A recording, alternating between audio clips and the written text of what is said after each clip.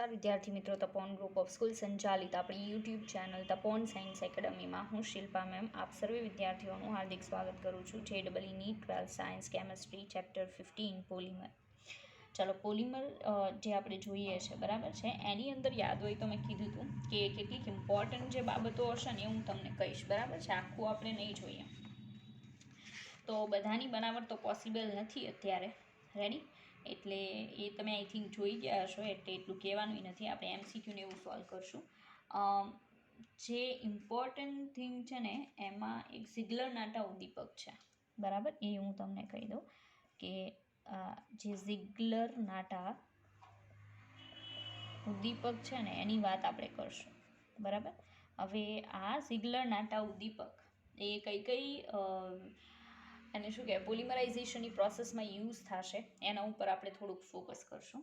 Like first of all ઝિગલર નાટા ઉદ્દીપક જે છે બરાબર, એનું સ્ટ્રક્ચર શું આવશે?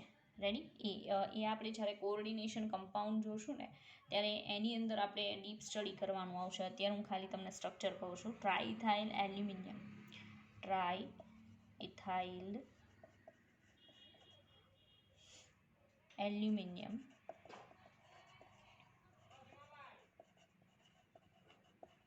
રેડી?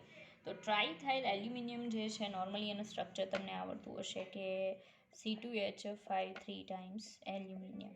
રેડી? આ એક નહીં પણ એનું ટિટાનિયમ ટ્રાયક્લોરાઇડ TiCl3 સાથેનું કોમ્બો. બરાબર, અથવા ટિટેનિયમ ટેટ્રાક્લોરાઇડ પણ ચાલે.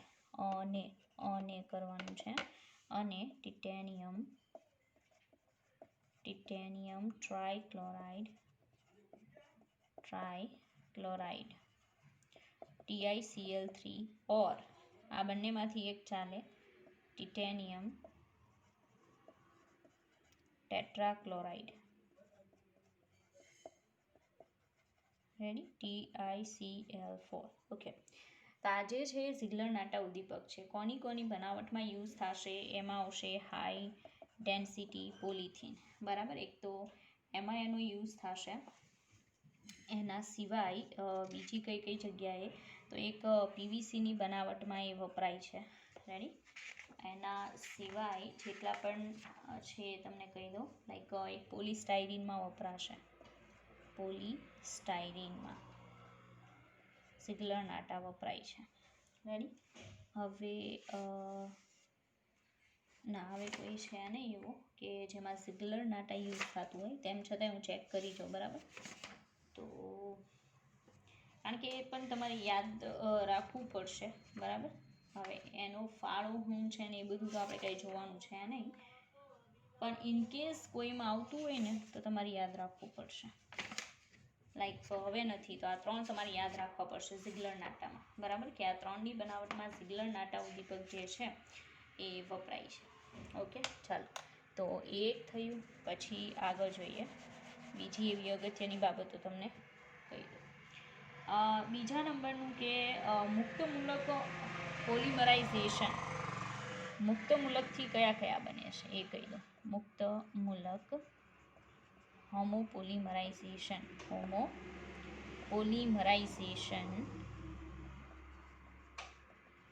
તો મુક્તમૂલક હોમોપોલિમરાઇઝેશનની વાત કરું ને, બરાબર છે, યોગશીલની, તો એમાં કયા આવશે? એમાં આવશે લો ડેન્સિટી પોલિથીન, પછી હાઈ ડેન્સિટી પોલિથીન. રેડી? ત્યાર પછી મુક્તમૂલકમાં આવશે પોલીટેટ્રાફ્લોરોઇથીન. બરાબર, એક આ આવશે. પછી યોગશીલ પોલિમરાઇઝેશન પણ મુક્તમૂલક ટાઈપનું, આપણે મુક્તમૂલક અથવા એનાયની, તો એમાં PVC પણ આવી શકે. ઓકે, પછી બીજું મુક્તમૂલક અથવા એનાયનિક, તેમાં ગુના S રબર આવી શકે. ગુના S. રેડી? પછી બીજું, ચાલો, પછી તો બધા સંઘનન છે, કોપોલિમર છે, તો એમાં મુક્તમૂલક નહીં આવે બિકોઝ એમાં કોઈ એવી મિકેનિઝમ નથી હોતી. રેડી? ઓકે, ચાલો, તો એક આ જોવાનું હતું. સેકન્ડ જોવાનું હતું એનાયનીય યોગશીલ પોલિમરાઇઝેશન. યાદ છે ને? એનાયનીય યોગશીલ પોલિમરાઇઝેશન. રેડી? તો એમાં કયું આવશે એ હું તમને કહી દઉં. એનઆઈ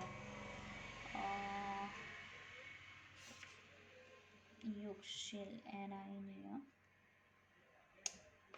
એમાં એનઆઈનિક. ઓકે, એમાં આવશે પીવીસી. પીવીસી બંનેમાં આવે. આ પણ થઈ શકે, આ પણ પોસિબલ છે. રેડી? સિગ્લર નાટામાં પણ પીવીસી, એટલે પીવીસી તો આઈ થિંક બધામાં આવશે. પછી પોલિસ્ટાઇરીન. રાઈટ? પછી એનઆઈનિયમ આવશે. તો ગુનાયસ રબર, એ પણ બંનેમાં આવશે. ગુનાયસ. ઓકે, હવે નથી. અને એક છે કેટાયનીય યોગશીલ પોલિમરાઇઝેશન. કેટાયનીય યોગશીલ પોલિમરાઇઝેશન. કેટાયનીય યોગશીલ પોલિમરાઇઝેશન. કેટાયનીય યોગશીલ પોલિમરાઇઝેશનમાં આવશે બ્યુટાઇલ રબર. બરાબર? આઇસોબ્યુટિલિન જે છે એમાંથી જે બ્યુટાઇલ રબર બને એ કેટાયનીય યોગશીલ પોલિમરાઇઝેશનથી બને. તો બ્યુટાઇલ રબર. રેડી? તો આ મેં તમને ઇઝી કરી દીધું, કારણ કે તમે અલગ અલગ યાદ રાખો ને એના કરતાં આ રીતે બનાવી દઈને પછી યાદ રાખશો તો તમને ડેફિનેટલી ફાયદો થશે. રેડી? બાકી તો જેટલા પણ છે એ બધા સંઘનન પોલિમર છે. અને સંઘનન પોલિમર જે છે એ મોસ્ટલી યાદ છે આપણને કે તબક્કા વૃદ્ધિ પોલિમર થઈ છે, ચેઇન ગ્રોથ નથી હોતા. બરાબર? તો બસ બાકીના બધા કીધું એમ સંઘનન પોલિમર છે. અને એમાં મુક્ત મૂલકમાં એક તો મુક્ત મૂલકવાળામાં હજી પણ આવી શકે એ છે નિયોપ્રીન રબર. રેડી? એટલે એડ કરી દઉં છું નિયોપ્રીન. ઓકે, નિયોપ્રીન રબર એમાં આવશે. પછી યોગશીલ કોપોલિમર. કે યોગશીલ કોપોલિમર પણ હોય છે, લાઈક બ્યુના એસ રબર જે આપણે નોર્મલી બતાવ્યું. રેડી? એનું તો મેં તમને કહી દીધું કે એ બંનેમાં આવશે. બરાબર? મુક્ત મૂલક અને એનઆઈનીય બંનેમાં આવશે. ચાલો, તો એક તો એ છે. ત્યાર પછી સંઘનન કોપોલિમર. મોસ્ટ બધા સંઘનન કોપોલિમર જ છે. રેડી? ચાલો, તો બસ આ વસ્તુ મારે કહેવાની હતી, બિકોઝ તમે અલગ તો નહીં કર્યું હોય ક્યારેય, કારણ કે તમે સીધું વાંચતા હશો અને કદાચ ચોપડીમાં આ રીતે નહીં પણ આપેલું હોય. બરાબર? એટલા માટે. ચાલો, તો થઈ ગયું. આગળ વધીએ. બાકીનું મેં તમને કીધું એમ કે તમારે જે ગુજરાત બોર્ડમાં જોયું છે તમે, રેડી, એ તો તમારે એમાંથી જ રીડ કરી લેવાનું છે. ગ્લિપ્ટાલ ને એવું તો મેં કરાવી દીધું તમને. હવે એક વસ્તુ આપણી રહી જાય છે. બરાબર? જે હું તમને કરાવું છું, અને એ છે પોલિમરનું આણ્વીય દળ. ઓકે, પોલિમરનું આણ્વીય દળ. બરાબર? મોલેક્યુલર માસ. પોલિમર જે છે એનું મોલેક્યુલર માસ તો નોર્મલી પોલિમર પદાર્થો જ્યારે પણ આપણે જોઈએ ને ત્યારે એ અસ્ફટિકમય ઘન પદાર્થો હોય છે, અને એમાં પરમાણુ કે અણુઓ જે હોય છે એની ગોઠવણીમાં અનિયમિતતા હોતી નથી, કારણ કે આપણને ખ્યાલ છે કે એકનો એક યુનિટ જે છે એ વારે વારે રિપીટ થાય છે અને આખો મેક્રોમોલિક્યુલ બને છે. હવે નોર્મલી એક જ પોલિમર હોય એના જુદા જુદા અણુમાં જે મોનોમરની સંખ્યા કે આવર્તનીય એકમની સંખ્યા હોય એ જુદી જુદી હોય છે. બરાબર? એટલે ડિપેન્ડ કરે કે પોલિમર જે છે, બરાબર, કયા ટાઈપનો છે. પોલિમરના નમૂનામાં શૃંખલાઓની લંબાઈ કેવી હોય? જુદી જુદી હોય. મતલબ એક પોલિમર આખો મેક્રોમોલેક્યુલ બન્યો છે તો એમાં ઘણા બધા મોનોમર જે છે એની લાંબી લાંબી શૃંખલાઓ ઘણી બધી હોય છે, પણ એક શૃંખલામાં કેટલા મોનોમર હશે એની સંખ્યા એ એકના એક પોલિમરની અંદર જુદી જુદી હોય છે. બરાબર? એટલે હંમેશા એનું આણ્વીય દળ જે છે ને એ સરેરાશ લેવામાં આવે છે, કારણ કે ફિક્સ નથી હોતું કે કેટલી સંખ્યાવાળી શૃંખલાઓ એમાં જોડાશે. બરાબર? હવે પોલિમર જે છે એનું આણ્વીય દળ ફાઇન્ડ આઉટ કરવા માટે જે પણ પદ્ધતિઓ અત્યારે વપરાય છે આધુનિક, બરાબર છે, મોડિફાઈડ પ્રોસેસીસ, એમાં પ્રકાશ વિખેરણ આવશે, પ્રકાશ વિખેરણ, બરાબર, એ એક આવશે. બીજું ક્લાસિકલ લાઇટ સ્કેટરિંગ પ્રોસેસ, બરાબર છે. પ્રકાશ વિખેરણ પદ્ધતિ એટલે મેઇન આ છે. એના અંડરમાં classical light scattering, classical light scattering, ready. આ અને quasi elastic light scattering process, quasi elastic light scattering. તો quasi elastic light scattering process અને આવશે dynamic light scattering process, dynamic light scattering પ્રક્રિયા, લાઇટ સ્કેટરિંગ પ્રક્રિયા. તો આમાં તમે જોઈ શકો કે આટલી પ્રોસેસીસ છે પોલિમરનું આણ્વીય દળ શોધવા માટે, ઇનકેસ જ આવે તો, બરાબર છે, કોઈ શક્યતાઓ છે નહીં એટલી. હવે પોલિમરનું આણ્વીય દળ શોધવા માટે કેટલીક ક્રોમેટોગ્રાફી મોડ પદ્ધતિઓ વપરાય છે. એટલે પ્રકાશ વિખેરણના અંડરમાં આ 3, અને બીજા નંબરની જે છે એ છે chromatography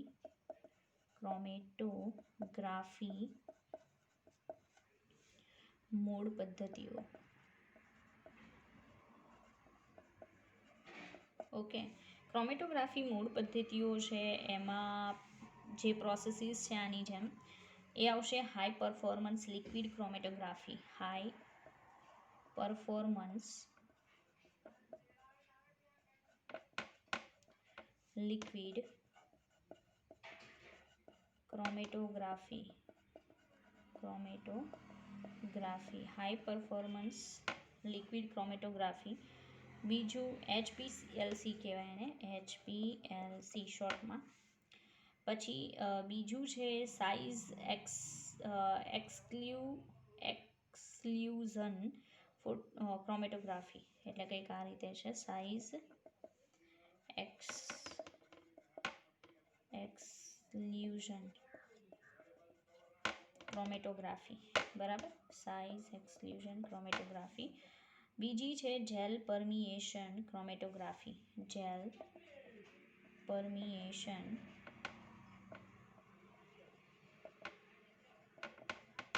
chromatography, ready, gel permeation chromatography. તો આવી બધી પ્રોસેસીસ યુઝ થાય. અને એક છે અલ્ટ્રાસેન્ટ્રીફ્યુઝ, આ એક પ્રોસેસનો ઉપયોગ થાય છે, બરાબર.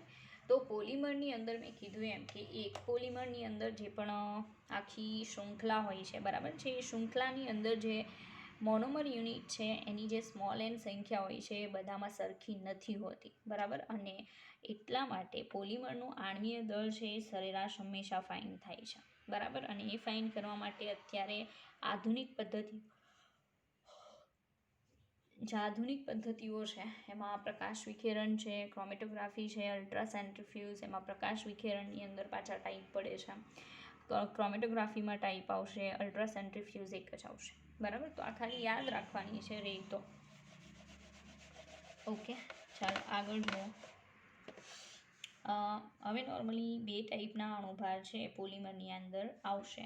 એકને કહેવાય સંખ્યાદર્શક સરેરાશ આણ્વીય દળ, બરાબર. તો સંખ્યાદર્શક સરેરાશ આણ્વીય દળ જે છે Mn, ઓકે, એની ફોર્મ્યુલા જ આપી દઉં છું.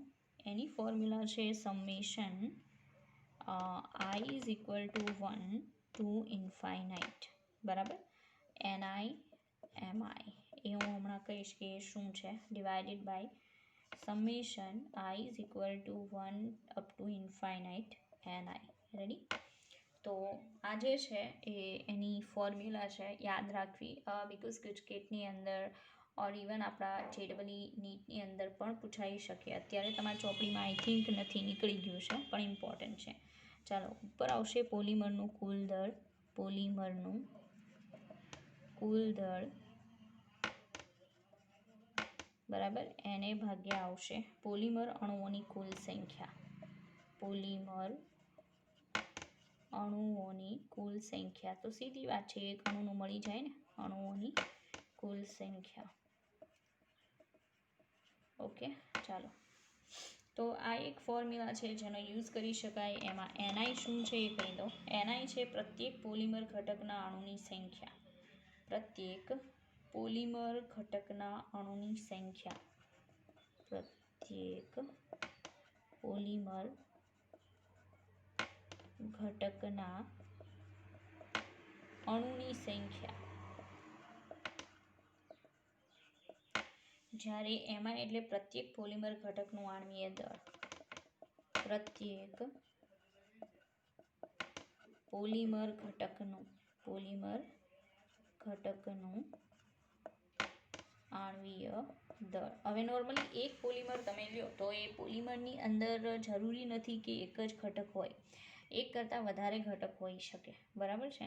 તો એ જે એક કરતાં વધારે ઘટકો છે એના પહેલાં તો અણુઓની સંખ્યા લેવાની. બરાબર, અને એ પ્રત્યેક પોલિમર ઘટક જે છે એનો અણુભાર લેવાનો, બંનેનું મલ્ટિપ્લિકેશન કરીને પ્લસ કરવાનું. બરાબર છે, ત્યારે તમારો ફાઇનલ આન્સર આવે. ઓકે, ચાલો. હા, પણ એની સારી એવી સમજ જે છે, બરાબર, એ આપણે જોતી હોય તો 1 મિનિટ.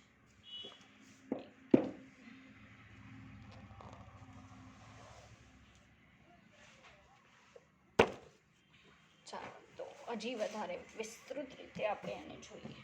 ઓકે, એના માટે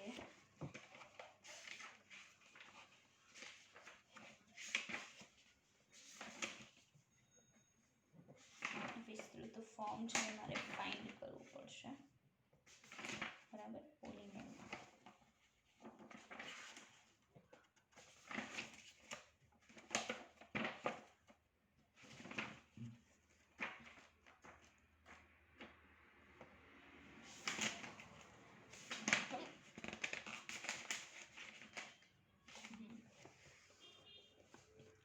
ચાલો, તો એને તમે બીજી રીતે પણ લખી શકો, like number of molecules with molecular mass respectively. Okay, વિસ્તૃતમાં કાંઈ જ નહીં, ખાલી આ રીતે કે mn bar is equal to, અથવા આપણે પણ કરી શકીએ mi એટલે m1 n1 plus m2 n2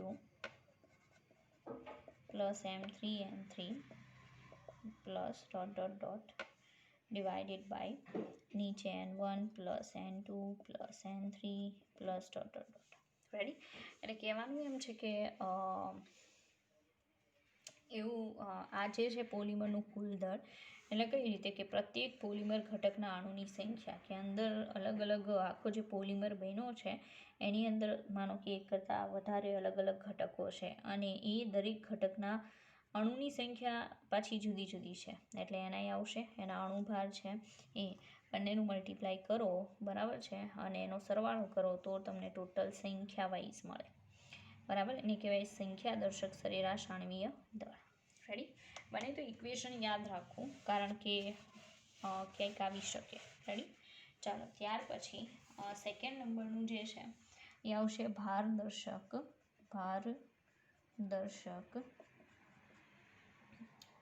દર્શક સરેરાશ આણ્વીય દળ. સરેરાશ આણ્વીય દળ ઇઝ ઇક્વલ ટુ, હવે એને દર્શાવવાનો સિમ્બોલ છે MW bar is equal to. હવે એમાં સૂત્ર જે છે કંઈક થોડુંક ફરી જશે. Summation i is equal to 1 up to infinite. બરાબર, mi square divided by summation i is equal to 1 up to infinite. બરાબર, ni mi અલગ છે થોડું. રેડી? બાકીનું બધું જે છે એઝ ઇટ ઇઝ રહેશે. ઓકે, ચાલો, તો આ ફોર્મ્યુલા જે છે એ ભારદર્શક માટે આવશે. નોર્મલી એને કોઈ સાબિત નથી કરવાની, આપણે પણ સ્વીકારી લેવાનું છે કે આ છે.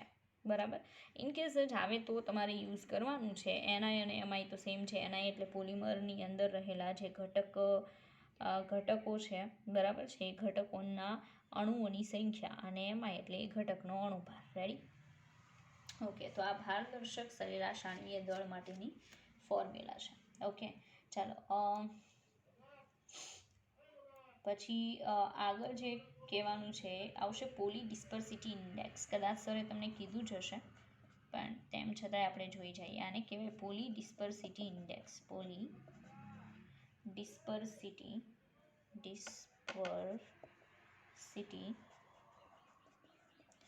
ઇન્ડેક્સ. ભારદર્શક અને સંખ્યાદર્શક સરેરાશ આણ્વીય દળનો આપણે ગુણોત્તર લઈએ તો એને પોલી ડિસ્પર્સિટી ઇન્ડેક્સ કહેવાય. એટલે કે ભારદર્શક આવડું આ જે ઉપર આપણે દર્શાવ્યું છે એ, અને સંખ્યાદર્શક અણુભાર જે છે એકના એક પોલિમરનો. રેડી? એનો આપણે ગુણોત્તર લઈએ અને જે પણ આંકડો મળે એને ઈ પોલિમરનો શું કહેવાય? પોલી ડિસ્પર્સિટી ઇન્ડેક્સ કહેવાય. રેડી? પોલી ડિસ્પર્સિટી ઇન્ડેક્સ જે છે એ કુદરતી પોલિમર મોટાભાગે પોલી ડિસ્પર્સિટી ઇન્ડેક્સ જે છે, બરાબર, એ 1 ધરાવે છે.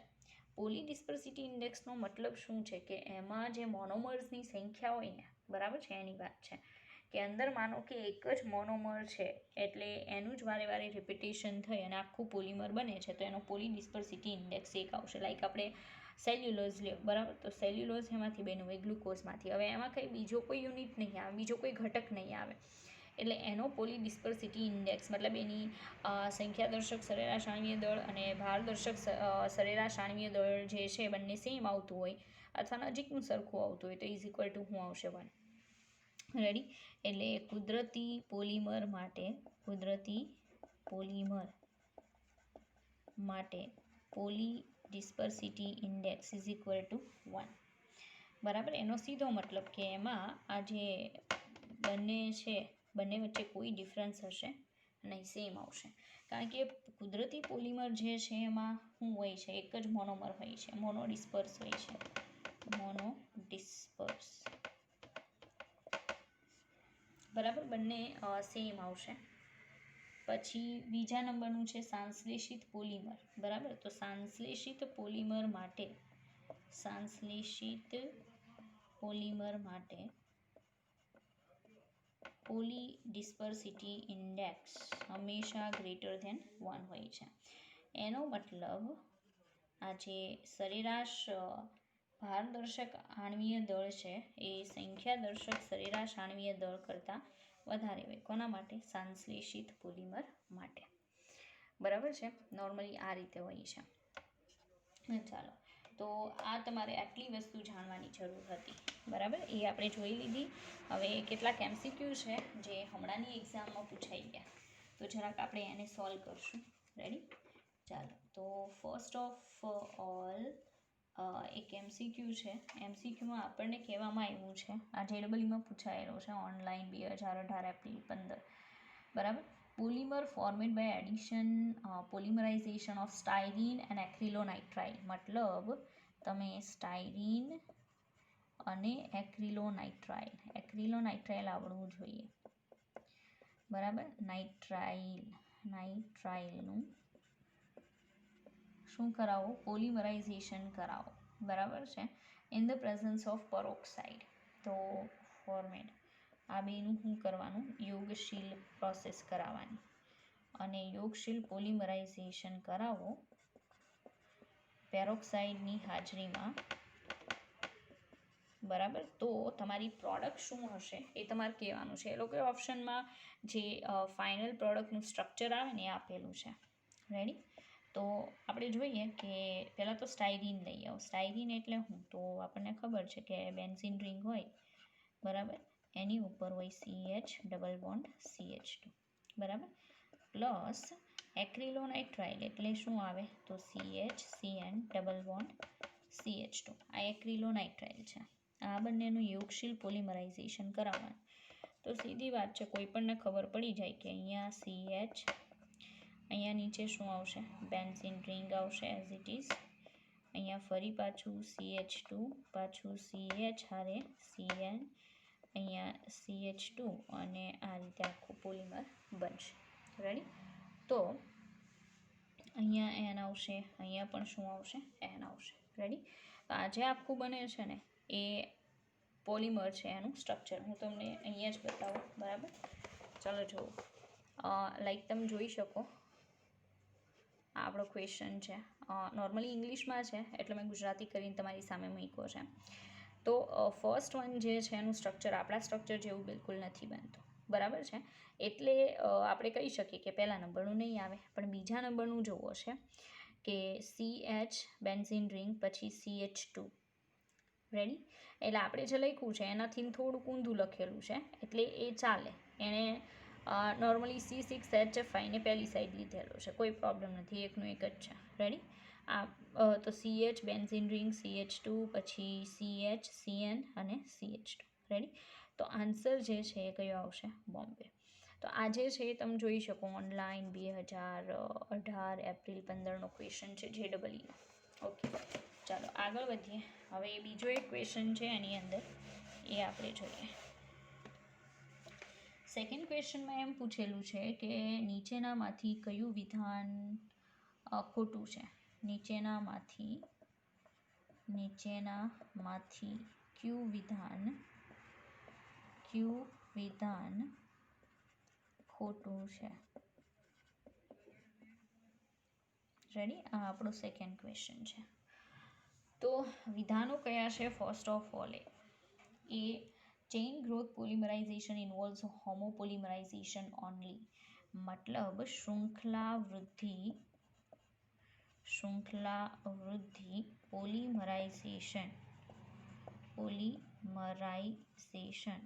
વૃદ્ધિ પોલિમરાઇઝેશન ઇન્વોલ્વ્સ હોમોપોલિમર્સ ઓનલી. ફક્ત હોમોપોલિમર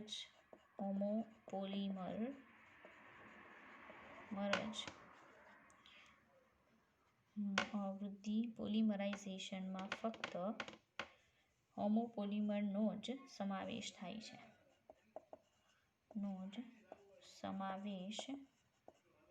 છે. બરાબર? એક તો આ લાઈન છે. ચાલો પછી બી ઓપ્શન. હવે બી ઓપ્શન જે છે એ નોર્મલી દેખાતો નથી પણ કંઈક આ રીતે છે. શૃંખલા વૃદ્ધિ પોલિમરાઇઝેશન ફક્ત કોપોલિમર અહીંયામાં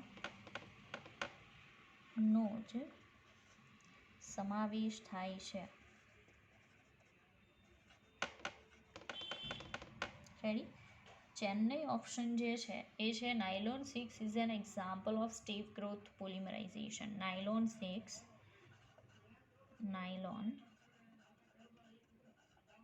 6 એ તબક્કા વૃદ્ધિ પોલિમરાઇઝેશનનું ઉદાહરણ છે. બરાબર? પોલિમરાઇઝેશનનું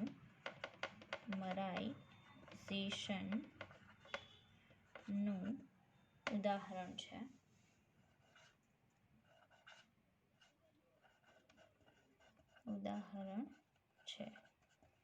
રેડી? અને દિલ્હી ઓપ્શન. ચાલો, દિલ્હી ઓપ્શન છે એમાં કીધેલું છે કે સ્ટેપ ગ્રોથ પોલિમરાઇઝેશન રિક્વાયર્સ અ બાયફંક્શનલ મોનોમર. એટલે એમ કહે છે કે શૃંખલા વૃદ્ધિ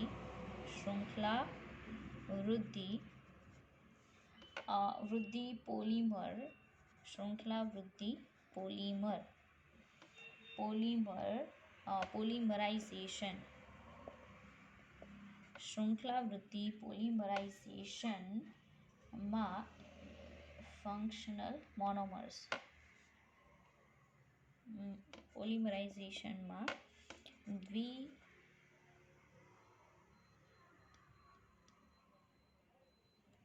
ક્રિયાત્મક મોનોમર હોય છે.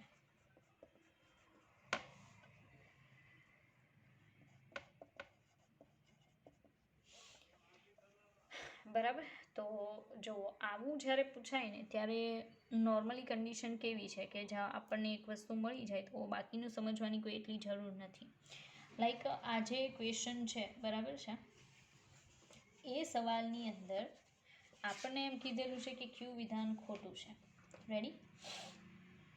એમાં પહેલા નંબરનું જોશો ને તો શૃંખલા વૃદ્ધિ પોલિમરાઇઝેશન છે એ ફક્ત હોમોપોલિમરનો સમાવેશ કરે છે.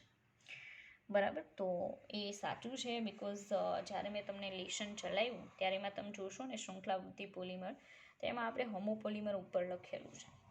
તો આ તો વિધાન ખોટું જ થયું ને, કારણ કે શૃંખલા વૃદ્ધિ પોલિમરમાં ફક્ત કોપોલિમરનો સમાવેશ છે. તો ખોટું. નાયલોન 6 એ સાચું છે કે પછી શૃંખલા વૃદ્ધિ પોલિમરમાં દ્વિક્રિયાત્મક એટલે બાયફંક્શનલ મોનોમર્સ હોવો જોઈએ. હવે એ એક સ્ટેટમેન્ટ જે છે નોર્મલી સમજની બહારનું છે પણ સાચું છે. બરાબર, બાયફંક્શનલ મોનોમર જે છે એ અંદર હોવો જોઈએ. તો એ બાયફંક્શનલ હું ફાઇન્ડ આઉટ કરી અને પછી તમને એક્સપ્લેન કરીશ. બરાબર, બાકી આપણી પાસે આન્સર તો છે, જરૂરી નથી કે લાસ્ટ વન છે એ તમને સમજમાં આવે કે ન આવે અત્યારે. બરાબર, તો બોમ્બે આન્સર આવશે, કારણ કે આપણે જોઈ ગયા છીએ એ કોપોલિમર આવે, એને મીન્સ કે શૃંખલા વૃદ્ધિ પોલિમર જે છે એ ખાલી હોમોપોલિમર આવશે, કોપોલિમર નહીં આવે, એ સંઘનનમાં આવશે. બરાબર, તો અહીંયા સુધી આપણે રાખીએ. નેક્સ્ટ વિડીયો લેક્ચરની અંદર થોડાક MCQ સોલ્વ કરીએ અને આપણે બીજું ચેપ્ટર જોઈશું. બરાબર.